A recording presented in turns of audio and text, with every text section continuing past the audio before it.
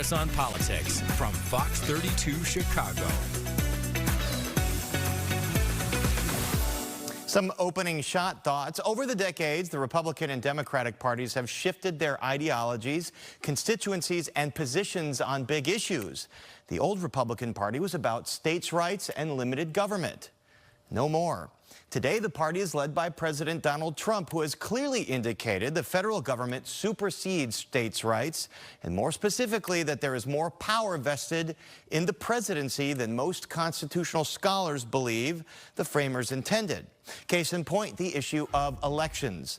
Article 1, Section 4 of the Constitution states clearly the times, places, and manner of holding elections for senators and representatives shall be prescribed in each state by the legislature thereof, but the Congress may at any time by law make or alter such regulations except as to the places of chosen senators. But in an emotionally charged truth post, President Trump said he would sign an executive order outlawing vote by mail, a widely used practice that is offered to every resident in some states. The president laid out his reasoning in the Oval Office while Ukrainian President Volodymyr Zelenskyy looked on. We're going to end mail-in voting. It's a fraud. If you have mail-in vote, even Jimmy Carter with this commission, they set it up. He said the one thing about mail-in voting, you will never have an honest election if you have mail-in. And it's time that the Republicans get tough and stop it, because the Democrats want it. It's the only way they can get elected. But again, remember that article in the Constitution. It is a states issue unless the Congress does something. But Jordan Levitt, a voting rights expert who teaches at Loyola Marymount Law School, says he doesn't even think an executive order would rise to the level of states having to sue the Trump administration. States don't have to listen to a federal executive order. Executive orders tell the federal government what to do. They tell federal agencies what to do. But they can't tell state or local officials how to do their business. And what's more, Trump's Department of Justice sent a letter to the Illinois Elections Board demanding its complete database of voter information, including driver's license number, date of birth, and home address. The board sent that amount of info. The board sent over the amount of info that state law allows, but the Fed said that's not good enough. It wants the complete data, saying in its most recent letter, quote, any statewide prohibitions are preempted by federal law. Case in point number 2, the federalizing of the National Guard. You recall the president called the Guard to help police an anti-ICE protests in Los Angeles. And this is despite the fact that Governor Newsom did not ask for it, and traditionally presidents do not federalize National Guard members unless the governor specifically requests it. So we know how Trump views executive power as nearly absolute, and anything that encumbers it, be it a judge's ruling, a state law, or critical coverage in the media, is simply wrong. Republicans who used to preach about limited government and states' rights have been silent on this nearly wholesale revision of their platform, either because they believe it or they know they have to go along with Trump to keep the base happy and prevent from being primaried. Either way, the Constitution is not an obstacle to be shoved aside. Sometimes it's vague, sometimes it's not. And when it comes to giving states the power to run elections, it's clear as day. Coming up on Paris on Politics. Tonight, Trump, Zelenskyy, the EU. We unpack today's summit for a peaceful settlement to Russia's invasion of Ukraine. A controversial new state law mandates mental health screenings for Illinois public school students. And the Department of Justice versus Illinois. Why Trump's DOJ is wrestling state election authorities for sensitive voter data. This is Paris on Politics from Fox 32 Chicago. Welcome to Paris on Politics. The high-stakes meeting between Presidents Trump, Zelenskyy, and major European nations has taken over the state capital today. The nation's capital, that is. But has it led to an end to Russia's invasion of Ukraine? President Trump issued a statement immediately after, saying they're laying the groundwork for a meeting between Putin and Zelenskyy. Fox News correspondent Caroline Shively has more from Washington. Ukrainian President Volodymyr Zelenskyy and other European leaders arriving at the White House for meetings aimed at ending the war in Ukraine, and the stakes couldn't be higher. The war is going to end. When it ends, I can't tell you, but the war is going to end. President Trump is trying to get his Ukrainian counterpart to agree to a comprehensive peace plan centered on security guarantees for Ukraine in exchange for the recognition of captured land as Russian territory. I'm optimistic that collectively we can reach an agreement that would deter any future aggression against Ukraine, and I actually think there won't be. It's a tough sell. Zelenskyy points out Ukraine was given similar guarantees when it gave up land in 1994, but Putin attacked anyway. I think we showed that we are strong people, and we supported the idea of the United States, of personally of President Trump, to stop this war, to make a diplomatic way of finishing this war. But some European officials have said they see the U.S. offer to back the security guarantees as a game changer. And if they can convince Zelenskyy to sign on, the next summit could bring all three leaders together. If this meeting today formulates a counteroffer and a guaranteed security strategy, we go to the trilateral meeting, Putin, Zelenskyy, and Trump. And joining us with a full recap and analysis are Cecile Shea, an analyst with the Chicago Council on Global Affairs, and Jordan Gans-Morse, associate professor in the Department of Political Science at Northwestern University. Thank you both. Cecile, as we tape here, the EU leaders are still meeting with Trump and Zelenskyy. They're going to have dinner. What should viewers consider the big takeaway from what happened today? Well, first of all, the meeting went about as well as anyone could have hoped. You may recall that the last time Mr. Zelenskyy was in Washington, there was a big blow up during the meeting. Zelenskyy marched out. The president was very unhappy. And this time, everyone seems to have gotten along. We don't know what happened behind closed doors, but there seems to have been a real push from a number of the European leaders for security guarantees for Ukraine. Now, what that means is an excellent question. Several of them brought up Article 5 of NATO, which would mean that an attack on Ukraine could be construed an attack on NATO.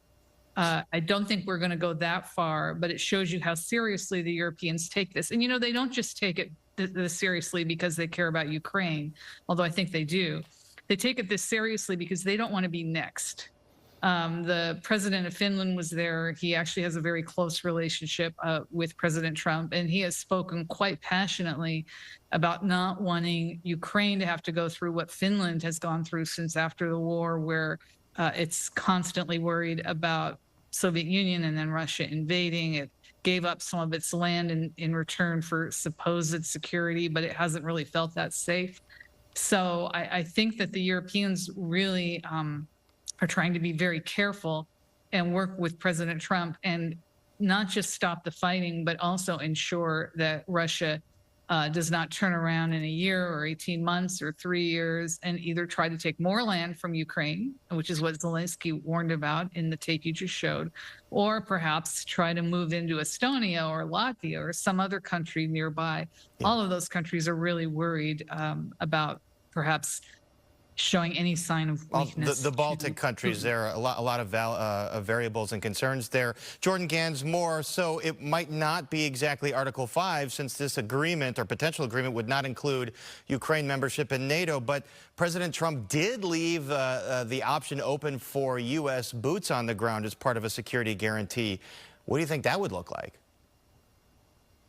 He did, and that was perhaps surprising. I think I'd be very, very surprised if that actually comes to be, that we put U.S. troops on the ground. But I think the very fact that Trump has been willing to discuss security agreements and security guarantees is really the key to all of this. Otherwise, we're just going down the road that Putin already had wanted to go down, and that he seemed, as of Friday in the summit in Alaska, to be pushing Trump to go down. But the one part that would really set this apart from the past is if there's something concrete about security guarantees. Now, to the extent that Trump's envoys have begun talking about this, they're mentioning things like written guarantees from Putin. And that's just laughable that that's supposed to be some sort of guarantee. So the question again is really, like, where is going to be the substantive force? And if it's not the U.S., is it going to be something like France and Great Britain, perhaps on one side of the border, and maybe on the other side, something like China or Central Asia? That to me, though, seems, as much as it might be a solution, very hard to believe that Putin is going to agree to any of the NATO members, such as whether it's the US, whether it's France, whether it's Great Britain, actually putting troops on the ground. But at least if Zelenskyy supports such an option, it puts the onus back on Putin and makes Trump irritated with him when Trump proposes something and Putin balks at it. And that's where Zelenskyy wants to push things, is such that Putin, not Zelenskyy, is the one with the onus on him. And it seems like the strategy here from Zelenskyy and EU leaders is Trump often will listen to the last advice that he hears and act on that. Cecile Shea, it does seem like it's a long shot that Putin would accept some kind of security guarantee. But on the other end, do you think that Zelenskyy and Ukrainians would ever accept a deal that would give over the Donbass region in the Far East there to Russia, as Putin wants and as Trump has signaled support for? You know, Zelenskyy has said he doesn't want to. That's how this whole war started, was Russia wanted the Donbass, and Zelenskyy has said no. Might he be willing to give up a small sliver of it somehow in return for robust security guarantees? I don't know. They've suffered so much. And you know, do you want to be the president who looks a mother or a wife in the eye and says, you know, your son died for the Donbass, but I'm giving it to Russia anyway? It would be hard for him to give up much of that land. Although if there is really a robust security guarantee with NATO troops on the ground, and I tend to agree with Jordan that I don't think Russia would ever go for that. You know, there might be some pressure on Zelenskyy to try. The first thing we have to say, and this is the point that I think all of the Europeans made today, is there has to be a ceasefire first. And Putin is saying there will not be a ceasefire first. He wants to go directly to the peace negotiations. And I don't think that's that's not going to be a good point for Ukraine. Trump has seemed to echo those strategies. Jordan Gans, more, do you hope that he maybe shifts his thinking on that and says, okay, maybe we should do a ceasefire? In the Oval Office today, he was saying, we don't need a ceasefire. I solved, quote unquote, 6 wars and we didn't do ceasefires. So what do you think? I certainly hope so, and I think Ukrainians hope so, not least of all because they're the ones who have civilians being shot at every night and being attacked by drones and missiles. The other part of this is that a ceasefire is something that could be implemented much more quickly. And part of what Putin is trying to do when he talks about these grand bargains, which of course appeal to Trump, just the very name of them, some grand bargain appeals to Trump, is that he's trying to delay, which is what he's done repeatedly. He wants to be able to, when he talks to Trump, say, I do want peace, but I want an even better peace than a simple ceasefire. And that sounds good to Trump, but in reality, what that means is that Putin's going to basically make a proposal that's going to be almost impossible for Zelenskyy to accept. Zelensky's then going to look like the one in Trump's eyes who doesn't want peace, and Putin wins as things get delayed.